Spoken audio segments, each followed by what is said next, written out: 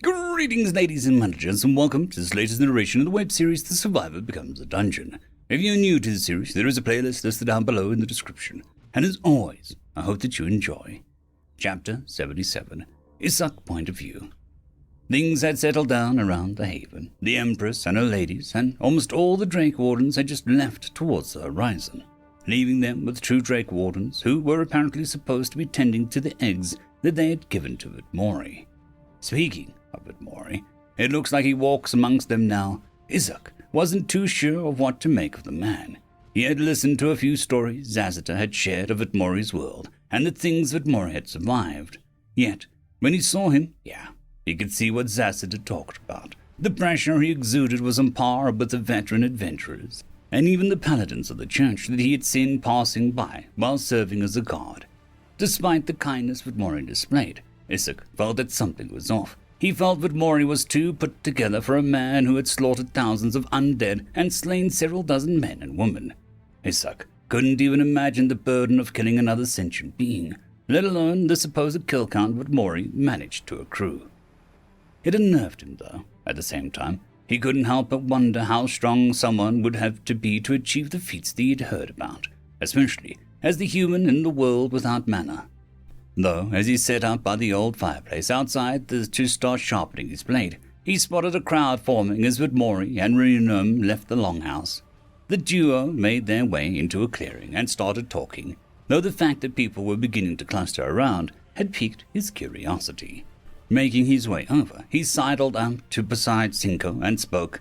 What's going on here?" he asked in a hushed tone while crossing his arms. Cinco flashed a grin as he looked at Isak and was quick to explain. "It seems we're about to get a demonstration on how Vitmori fights," he said as his ears waggled with anticipation.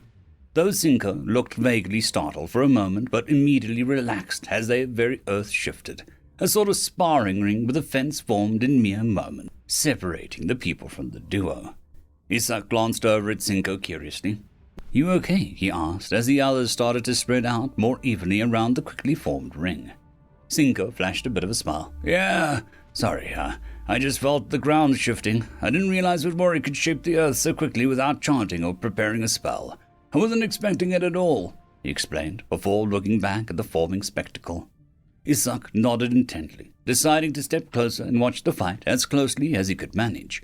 His hands resting on a stone fence, though as he quickly realized he found himself next to Miriam, who seemed to notice him at the same time and greeted him with a smile. "Hi, Isak," she said quietly, and a small hand wave. Isak choked on his words for longer than a moment, but smiled in response. "Hey, Miri," he said with a smile on his face.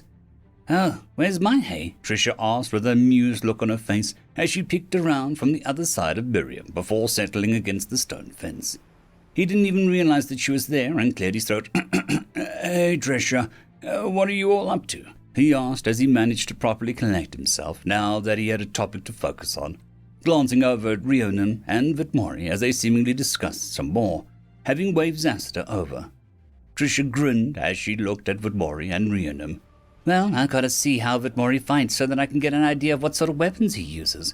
I'm the one who's going to be equipping him after all," she explained after gesturing over to Sylvia, who was on the other end of the ring standing with Zasita. "She's likely doing the same regarding what sort of armor that should suit him best," she mentioned, before settling on the stone fence again. Miriam nodded intently at Trisha before looking over at Isak. "Vitmori asked me to outfit all of those in his service. That likely means Vitmori himself, so I'm going to get his measurements once he's done," she explained as she clapped her hands together. "Besides, it might be fun to watch. There's not much to do now by the way of entertainment nowadays, and watching your sparring sessions are always good to pass the time with," she enthused cheerfully. Isak nodded before looking away as he could feel his cheeks burn at the idea of Miriam and been watching him get his butt handed to him most days to pass the time. I see," he replied slowly, before focusing on Vitmori and Rhiannon. "Are you sure you don't want armor? I know this is just a spar, but why take the hit if you don't need to?" Vitmori asked Rhiannon as he looked at the bullkin. Rhiannon offered a confident smile. "I appreciate the concern, Vitmori. However, I'll be protected without armor," he stated before continuing as he noticed Vitmori's confused expression. It's called bark skin, though I can actually go up to stone skin thanks to you improving my mana heart. Though, at that, with more continued confusion, he decided to explain a little more. My mana flows through my body and forms a protective shield in my skin. It takes effort to maintain, but it can protect a warrior if they're caught out of armor, or reinforce what armor they have. At that, Vidmori nodded in understanding. Ah, I see. So I won't worry too much about holding back, he said with amusement as he held out his hands, piles of stone falling from seemingly out of nowhere. He then plunged his hands into the stones. He first drew out what looked like a blunt dagger, tucked it into a waistband of his clothes. Next, drawing out what looked like 5 stones in the shape of throwing knives, tucked those away in his sleeve, when he then drew out a stone short sword. You use an oversized greatsword, right? Vidmori asked, as he shaped the remaining stone into a weapon, similar to the one that Rhiannon is usually seen carrying, before handing it off with a little bit of struggle. Damn! I really don't want to be hit by that, Vidmori mentioned with a grin. Rhiannon responded with a chuckle as he hefted the stone blade onto his shoulder. Zassida spoke up once he had appeared Vidmori and Rhiannon had readied. All right, we shall have a good clean fight. The terms of victory are as follows, he started to say, gesturing to Rhiannon first. If Rhiannon is able to hit Vidmori 3 times, he wins. Zassida then gestured over to Vidmori. If Vidmori is able to knock Rhiannon off his feet, he wins. With the rules established, Zassida snapped his fingers before calling out, Begin! At the command, Rhiannon moved deceptively fast, swinging the massive stone sword in a wide horizontal arc. Vidmori seemed to just barely duck under the swing, having dropped to his hands and knees before rolling to his feet as Rhiannon brought down in a follow-up vertical swing, which dented the earth where Vidmori was just moments ago. Vidmori retaliated by flinging out 2 stone throwing knives, their dull edges impacting along Rhiannon's forearm and wrist, owning a wound from the bulkin as he retaliated with a greatsword and a downward diagonal swing towards Vidmori. Vidmori moved to dodge, but the sheer wind pressure of the stone blade sent Vidmori tumbling to his hands and knees as he fell to one side. The man had a rather surprised expression on his face from what happened, though it was immediately replaced by an amused grin as he got to his feet. Now drawing his stone sword, he decided to close the distance with a fierce lunge. Rhiannon reacted quickly again, bringing the greatsword around and smashing Vidmori's sword with a downwards vertical slash, following it up with a hard kick to Vidmori's chest while he was vulnerable in the interrupted lunge, which sent the man flying against the stone fence. The stone fence held against impact as Vidmori pushed off the fence and got back to his feet, seemingly fine after the impact. So that's how it's done, he exclaimed to nobody in particular. Taking out the stone dagger, he tucked it away and fused the remains of the stone blade into a dagger, making the knife a little longer, though not quite the same length as the short sword it was before. Rhiannon respectfully allowed Vidmori to gather himself before lunging forward, the wind starting to swirl visibly around the stone blade as he did a wide overhead swing, bringing the sword down on Vidmori. Though, instead of dodging away from the blade this time, Vidmori dramatically picked up speed, leaning into the wind of the sword before sliding between Rhiannon's legs while smacking the stone knife against the bulkin's calves.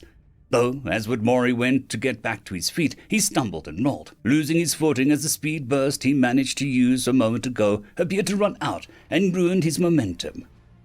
Rhiannon was quick on the backswing, pivoting on one of his hooves as he brought the stone sword down on Vidmori.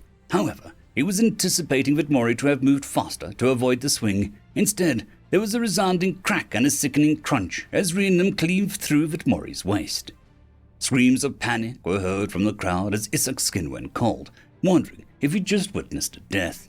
This is supposed to be a sparring match between 2 great warriors. How could it have gone this badly? Rhiannon looked relatively calm for someone who just killed someone, though Zassida was quick to move, leaping over the stone fence and hurrying over to Vidmori's broken body. Vidmori, are you okay? He asked as he grabbed Vidmori's torso by the shoulder, turning him around. Surprisingly, Vidmori responded quickly enough as he sighed audibly. Damn! Thought I had a chance in the end, he said, disappointment clear in his voice before he seemed to focus on the moment and looked over at Zassida. Whoa, hey, when did you get here? He asked curiously before furrowing his brows. Why can't I feel my legs? He asked, much to Zassida's apparent confusion as the lizardkin stammered a bit.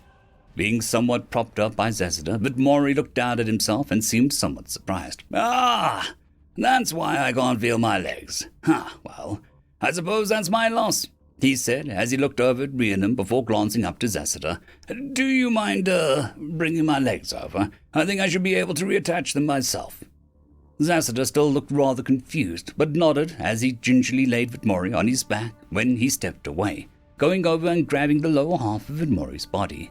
Though as Zessida grabbed one of the legs, he immediately realized what was going on, and as he looked at the others, "He's made of wood, he'll be fine," he explained as he brought the legs over, flipping them around right up before lining them up to Vidmori's torso. Rhiannon looked over at the others who had been watching the fight and quirked a brow curiously. "Did you all not know that he was made of wood?" he asked, plunging the end of the large stone sword into the dirt and leaning against it as he seemed rather relaxed despite cleaving a man in half just a few moments ago. The others needed a moment to wind back down, the shock and subsequent reveal having been a jarring spin of emotions as they now lingered to watch Vidmori put himself back together with morbid curiosity. Vidmori, for his part, set about reconnecting his torso and his legs. Threads of solid wood started reaching out from the waist, and he had made contact with his legs, similar threads stretching out from that point as the legs were slowly scooted through the dirt until they fused back together. Within moments, he managed to start wiggling his toes before pushing up to his feet. He wobbled for a moment, nearly losing his balance, though he caught himself quickly enough before approaching Rhiannon and holding out his hand. "You were excellent. Thank you for showing me how much I've got to work on," he said with a cheerful smile as Rhiannon gladly met his hand and shook it. Isak simply shook his head at the sight before looking over at Miriam and Trisha, addressing Trisha in particular. "Well, what did you make of all of that?" Trisha seemed vaguely unnerved before looking over to Isak and shrugs a bit. "Not sure.